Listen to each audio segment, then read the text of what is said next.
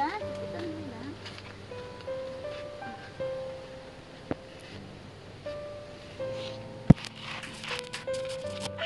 Dahil ikaw, labong.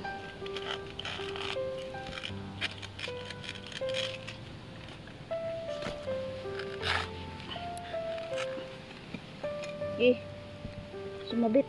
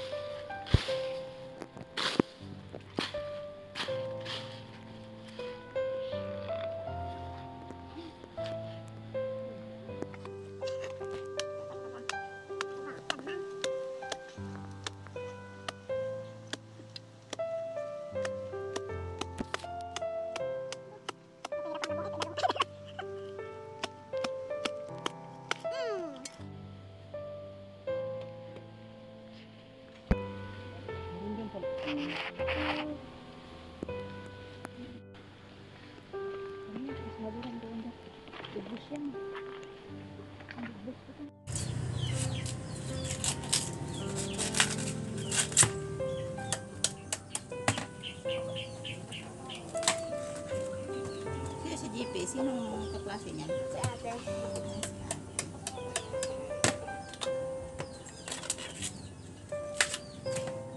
Kasi yan. Ha? Bilang kami. Ay?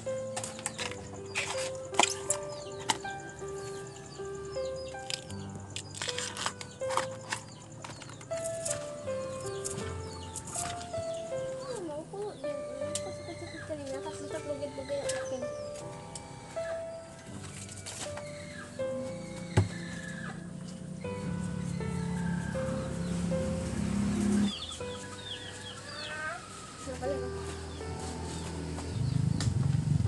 Ito ay yung na ang tawag sa amin ay bagoongon. Yan. Masarap ito siya sa ginataan. Alam ko nang tawag nito sa iba, basta sa amin ay bagoongon. Ayan o. Lagyan natin sa basket.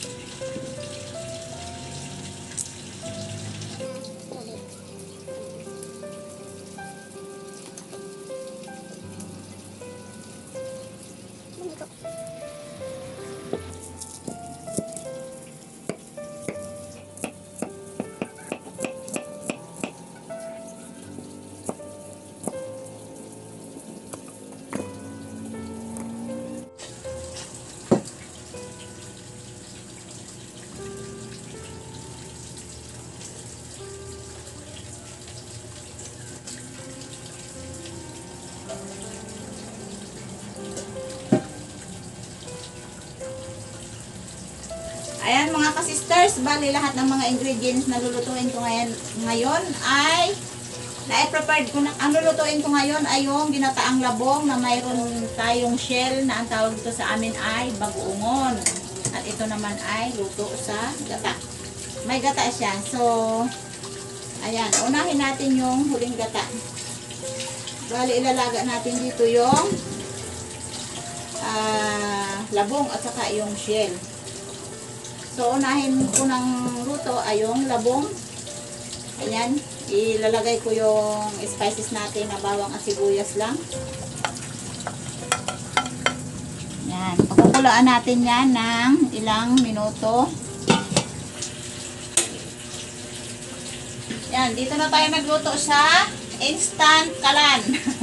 Dahil napakalakas yung ulan dun sa labas mga ka-sisters, kaya lumipat ako dito. Diyan dun sa baba, yung aking talagang nilulutuan na di uling at di kahoy. Ayan. Dahil sa malakas ang ulan at hindi maganda yung pagluto natin doon, so naglipat ako dito sa stand pala. Oh, swapo! Sipingit!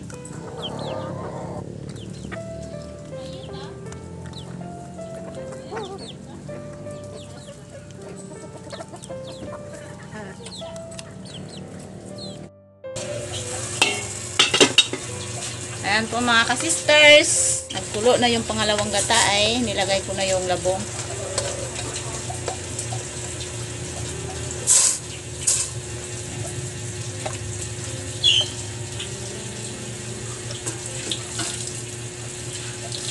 So ilalagay natin yung bagoongon or yung shell na bagoongon.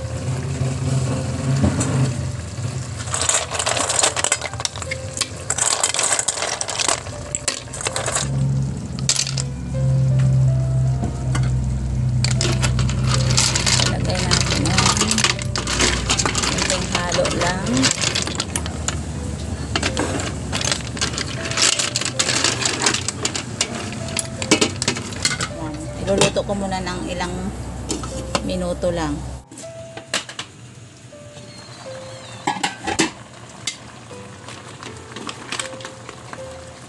Lagyan natin ang dahon ng saluyo.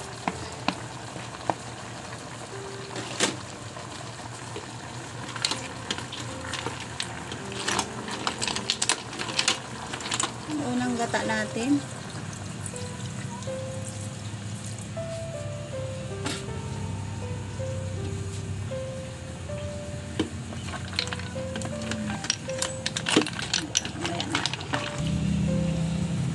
Lagyan natin ng patis.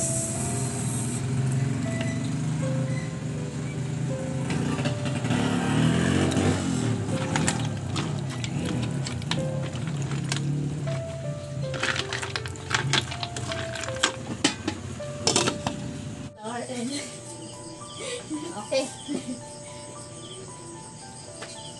Ay mga ka-sisters, ginabi na naman kami.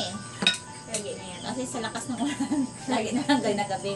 Hindi, papunta pa lang sa gabi. Ayan, ang luto namin ng ulam ngayon ay ginataang bagoongan na may labong. Ayan. Kumain tayo. Ito yung hapunan namin. Papunta na sa hapunan. Dear God, nakalimutan ni Mama ikaw. Nakalimutan daw ko nung sabi niya, anak mo prayer. Ay, nagtawa muna ako, para munahanin ako. Tama nga, akin talaga sabi niya. Ano, pray muna tayo. Kasi si Hana naggusto talaga mag-pray. Thank you, Lord, sa lahat ng pagpapala. Salamat sa favor, sa kalakasan. In Jesus' name, Amen. O, kapitbahay, kung gusto niyo magkuha ng ulam, Napakasarap, ready na. malukot. Oh. Ano, gusto mo magkain ng labong may ginataan? Hindi ka matao? Sugot ako. Anong ulam niyo? Gusto ko kain ng isda. Ha? Isang limas ka ka ta. Kaya ng aga. Kasi hindi mo paborito ang labong na ginataan, pero kung tinula, paborito. Oo, parehas kami ni tita. Tita, mamas ko ako.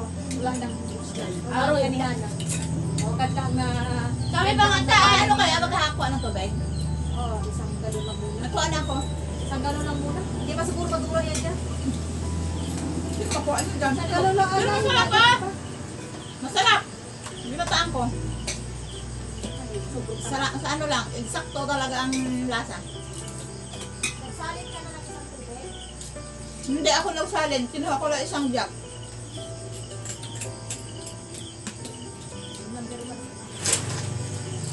Ano yun? Hindi ka sa dito. Masarap, in fairness. Gusto ko lang mayapan kasi. Kaya dito. Ha? Mayapan kasi. Kinuha ko? Ang alam ko na shell kasi is bulalo. Tapos yung alam mo nag-dedicate ko ba to? Salom-salom. Yung, pero ito, saan ka nakakuha mga? Sa mangrove. Mangrove ka. Ano ka din eh? Nakadikit siya o nagabaon? Sa fish pan. Nagdating sa Fish kahoy. pan. Sa mangrove, yung kahoy ng mangrove. Fish pan. Nakadikit yan. Napangawa na kami mga pero maliit lang yung amin dati. Fish pan ka. Masarap pa. Gusto pa. Kaya ko lang. Kaya ko sa kulan!